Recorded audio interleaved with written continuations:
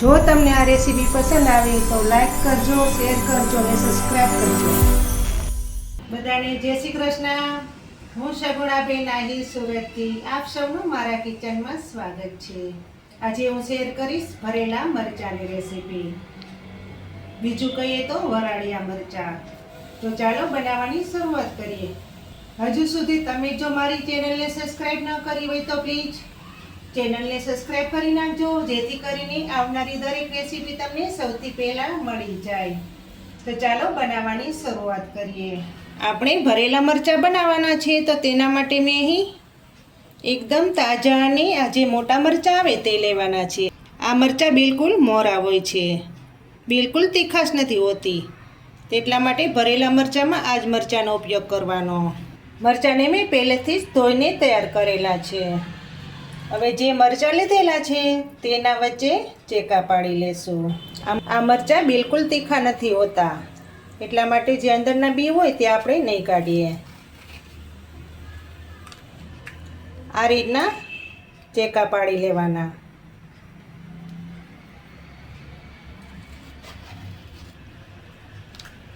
તમારે જો વચ્ચેની નસ કાઢવી હોય તો તમે કાઢી શકો છો.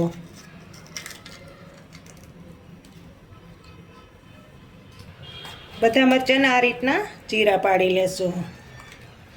અંદર જોઈ લેવાનું કે ખરાબ તો નથી ને. આ રીતના બધા મરચાંના ચીરા પાડી લીધા છે. તો હવે મસાલા કરી લેશું. મરચાંનો મસાલો બનાવવા માટે મેં અહીં કાચા દાણા લીધેલા છે 2-3 ચમચી જેટલા, અને સફેદ તલ 3 ચમચી લીધેલા છે. 1 ચમચી આખા ધાણા લીધેલા છે. આખા ધાણાથી મરચાંમાં ટેસ્ટ ખૂબ જ સારો આવે છે. ને 4 ચમચી મેં ચણાનો લોટ લીધેલો છે. આ ત્રણેય વસ્તુને પહેલાં આપણે સરસ મજાની શેકી લેશું. શેકવા માટે કઢાઈ લીધેલી છે. કઢાઈને સરસ ગરમ થવા દેશું. કઢાઈ એક ગ્લાસ ગરમ થઈ ગઈ છે, તો તેમાં સિંગના દાણા નાખી દેશું.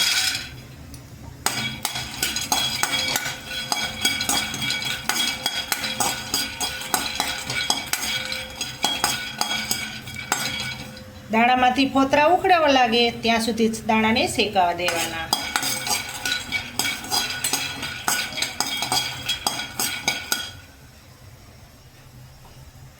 આ મરચાં એટલે સ્વાદિષ્ટ બને છે કે શાકની પણ જરૂર નથી પડતી.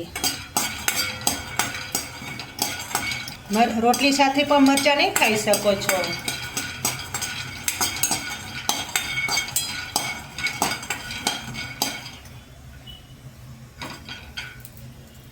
આ રીતના ફોતરા ઉખડવા લાગવા જોઈએ. દાણા એટલા શેકાઈ ગયા છે. તે જ કઢાઈમાં તલ અને ધાણા શેકી લેશું.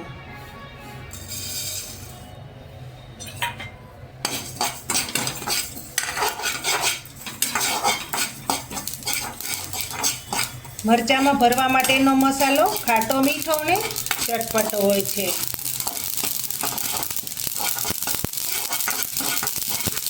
પણ એટલા શેકાઈ ગયા છે.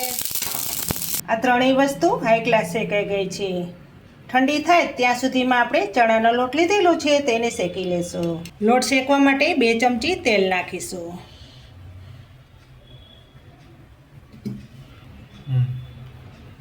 હવે તેલમાં લોટને નાખી દેશું ને સરસ મજાનો શેકી લેશું.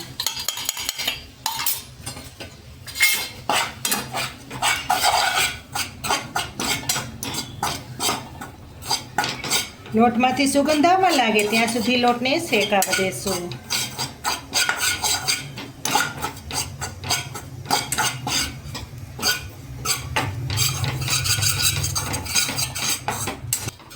થોડોક લોટનો કલર બદલી જાય પછી લોટને ઉતારી લેશું.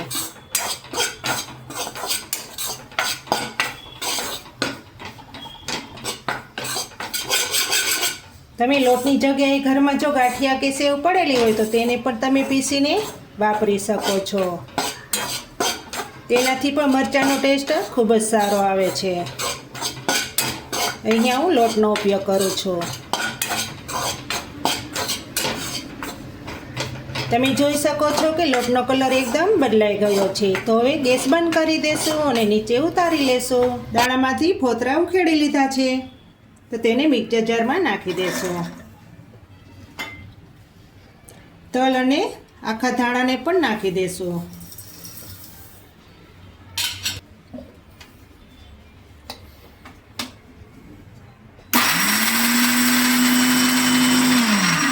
હવે અધકચરો પાવડર કરવાનો.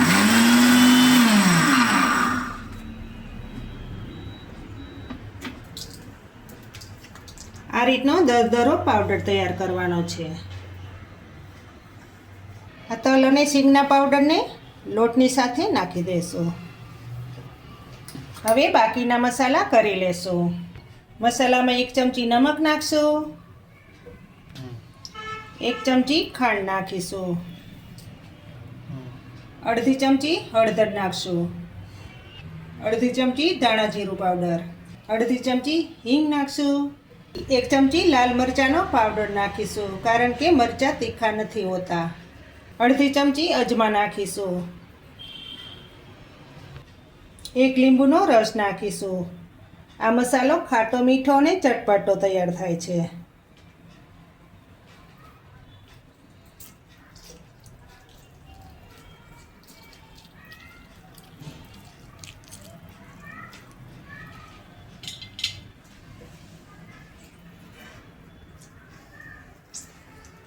લીંબુમાંથી બી બહાર કાઢી લેવાના. હવે મસાલામાં લીલા ધાણા નાખી દઈશું. હવે મસાલામાં 2 ચમચી તેલ નાખીશું.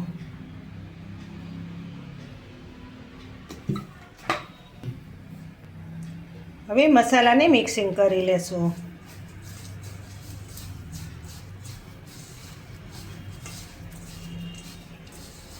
તમે ચોક્કસથી આ રીતે મરચાં બનાવજો. શાકની પણ જરૂર નહીં પડે ને ખાવાની ખૂબ જ મજા આવી જશે.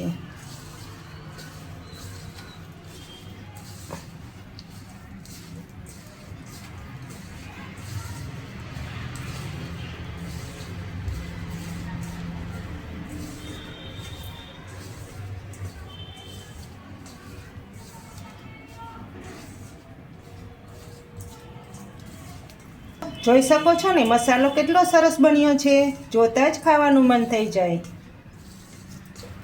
હવે મરચાંમાં મસાલો ભરી લેશું.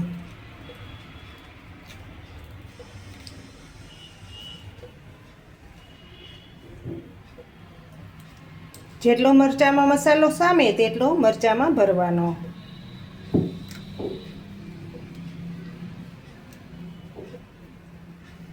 આ રીતનો મસાલાને દબાવી નાખવાનો.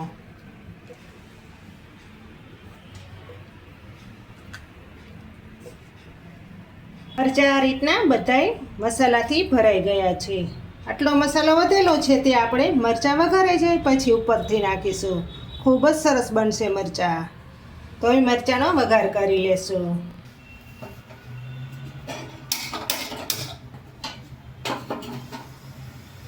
મરચાં વઘારતી વખતે હંમેશા પોળા તળિયાવાળી કઢાઈ આવે તે જ લેવાની.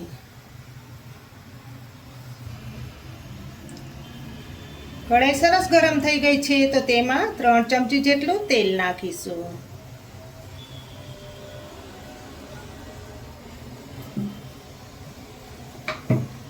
તેલ ગરમ થવા દેશું. તેલ પણ સરસ ગરમ થઈ ગયું છે તો તેમાં 2 ચમચી રાઈ નાખીશું. આ મરચાંમાં જેમ રાઈ વધારે નાખો તેમ મરચાં સ્વાદિષ્ટ બને છે.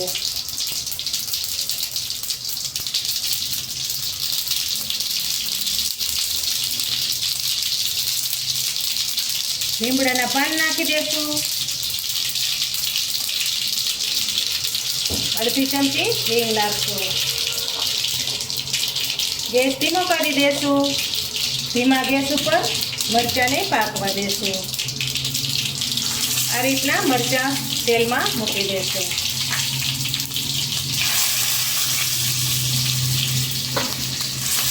એટલા મરચાં તેલમાં સામે એટલા જ મરચાં નાખીશું.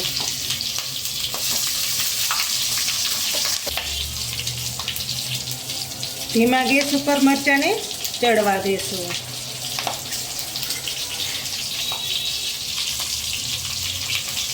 હળવા હાથે મરચાંને ફેરવી લેશું.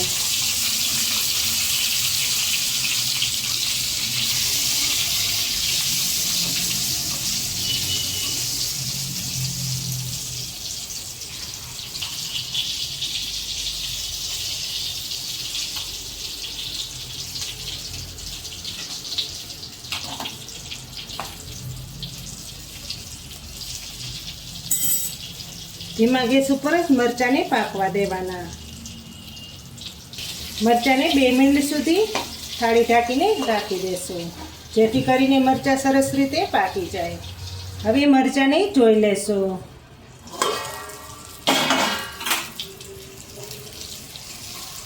આ રીતના મરચાંને પાકવા દેવાના. હવે જે વધેલો મરચાંનો મસાલો છે તે આપણે ઉપરથી વેરી દેશું.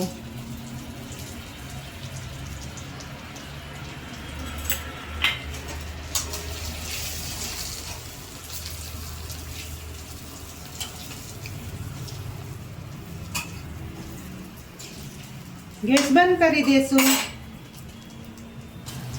હવે મરચાંને નીચે ઉતારી લેશું.